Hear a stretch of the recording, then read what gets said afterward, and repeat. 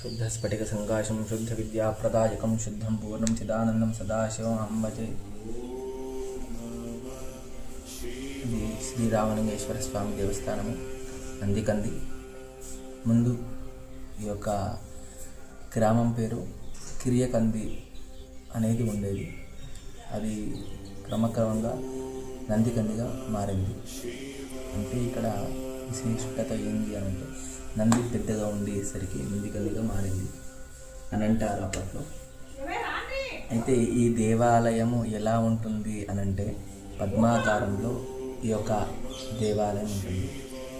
అయితే ఇది బ్రహ్మసూత్ర కలిగిన శివాలింగం. అంటే ఇలాంటి శివాలింగాలు చాలా అరుదుగా ఉంటాయి. అలాంటి శివాలింగాలకు మనం ఏం చేసుకోవాలి అంటే మనసులో ఓం నమః శివాయ కానీ, లేదా శివునికి సంబంధించిన పద్యాలు కానీ, స్తోత్రాలు కానీ, లేదా శివునికి అభిషేకం చేసి కానీ ఏది చేస్తే అది ఒక్కసారి చేస్తే 1,000,000 సార్లు చేసినంత ఫలితం వస్తుంది. అయితే ఈ యొక్క ఆలయాన్ని ఎవరు నిర్మించారు అని అంటే కళ్యాణ చాళుక్యులు అనే రాజులు ఈ యొక్క ఆలయాన్ని నిర్మించారు. 10-1100 శతాబ్దం నాటి కాలం ఈ యొక్క ఆలయం. అంటే ఇంచుమించు 1000 సంవత్సరాలు అవుతుంది ఈ గుడి కట్టి. అయితే మనం ముందు నుంచి ఈ దేవాలయానికి ముందు నుంచి వచ్చేటప్పుడు ముందుగా మనకేం కనిపిస్తుంది అని అంటే మకర తోరణం లాగా ఒకటి కమాన్ లాగా ఇట్లా కనిపిస్తుందంటే దాన్ని మకర తోరణం అని పిలుస్తారు. అలాంటి మకర తోరణం కింద ఏముంది అని అంటే 6 రంధ్రాలు ఉంటాయి. 6 రంధ్రాల గుండా సూర్యకిరణాలు సాక్షాత్తుగా శివయ్య మీద సూర్యకిరణాలు సాక్షాత్తుగా పడతాయి అన్నమాట. ఎప్పుడు పడుతుంటాయి అని అంటే ప్రొద్దున 6 గంటల నుంచి 7 గంటల వరకు పడతాయి అన్నమాట.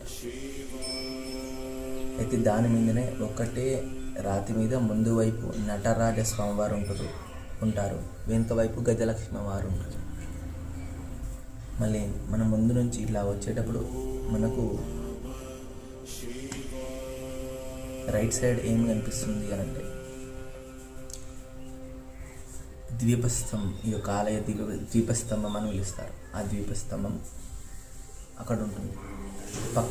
పక్కనేమో శిలాశాసనం అని ఉంటుంది. దాని మీద ఏముంది అని అంటే మనం వృషభం అంటే ఎద్దు అంటే నందీశ్వరుడు. ఆ నందీశ్వరుడి మీద పార్వతీ పరమేశ్వరులు ఉండడం చాలా విశేషం.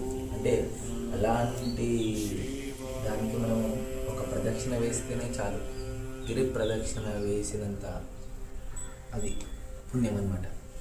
అయితే మనం ఇక్కడ చూసుకుంటే బ్రహ్మ, విష్ణువు, మహేశ్వరుడు ఉంటారు.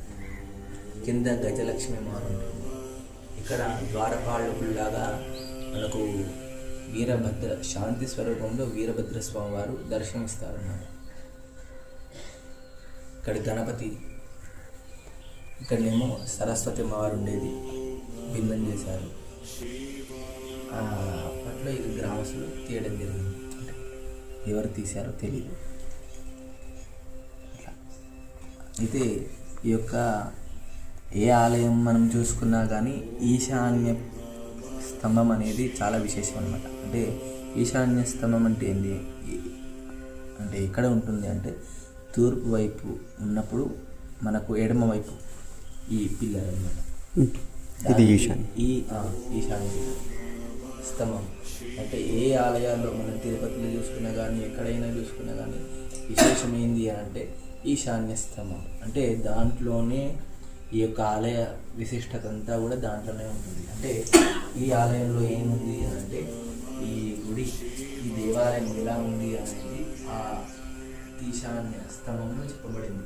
ముందు వైపు ఎలా ఉంటుంది గుడి, దేవాలయం ఎలా వెనుక వైపు ఎలా ఉంటుంది అనేది ఆ స్తంభంలో చెప్పడం జరిగింది.